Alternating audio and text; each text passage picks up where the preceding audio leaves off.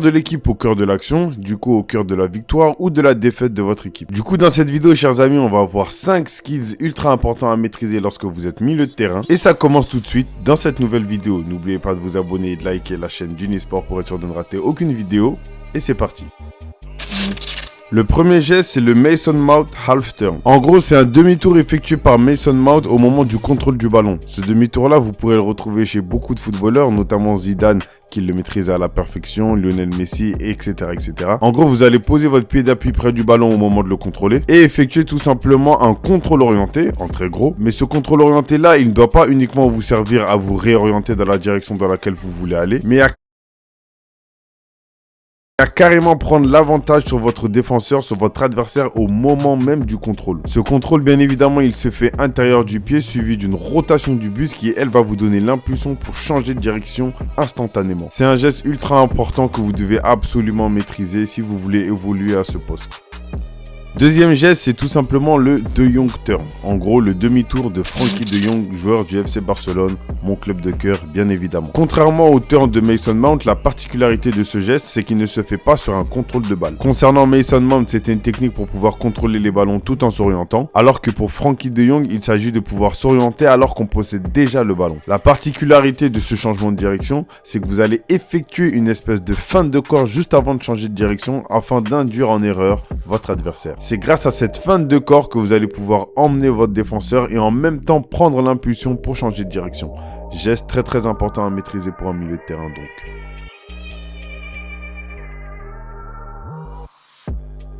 Troisième geste utile à maîtriser lorsque vous êtes un milieu de terrain. Les anglophones ont tendance à appeler ça le demi-sky. En très gros, c'est le fait de laisser passer le ballon pour qu'il soit disponible pour votre coéquipier derrière. Dans le football, bien évidemment, ça compte comme une passe même si vous ne la touchez pas car l'intentionnalité de la laisser passer existe. Et Luka Modric est un joueur qui maîtrise ce geste à la perfection. Contrairement aux deux premiers, la particularité de ce geste, c'est qu'il nécessite d'avoir pris l'information de manière très précise avant l'action. Si vous prenez mal l'information et que vous laissez passer le ballon alors qu'un attaquant était en train de presser, vous risquez juste de perdre le ballon et de mettre votre adversaire en rogne. Donc faites en sorte de prendre l'information avec le plus de précision possible avant de la laisser passer ainsi.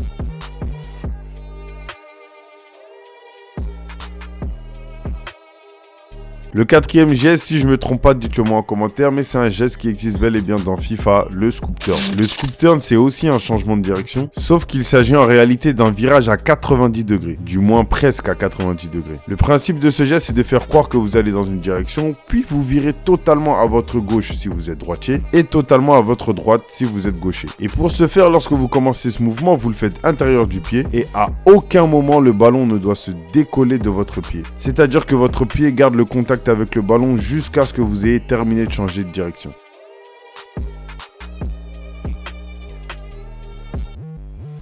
Cinquième et dernier mouvement important à maîtriser pour un milieu de terrain, totalement inspiré de la machine KDB de Manchester City. Ce geste est un peu plus technique que les précédents, bien évidemment. Ce geste, il vous servira lorsque vous allez au duel avec le ballon avec un adversaire. La magie s'opère au moment où vous contrôlez le ballon. Lorsque vous retournez votre corps en direction de votre adversaire, vous allez effectuer une semelle de balle vers vous, de manière à inciter votre adversaire à ouvrir la jambe. Et c'est à ce moment-là que vous allez lui glisser le petit pont et continuer avec le ballon et vous l'avez éliminé. C'est un geste assez impressionnant et croyez-moi, niveau maîtrise, il ne demande pas énormément d'entraînement que ça. Encore une fois, le plus dur, ce n'est pas de maîtriser les gestes ou de les apprendre, mais bien évidemment, vous le savez très bien, le plus dur, c'est de les appliquer en match. Et pour ça, le seul secret, c'est la répétition et le travail, bien évidemment. Donc voilà, c'était 5 gestes applicables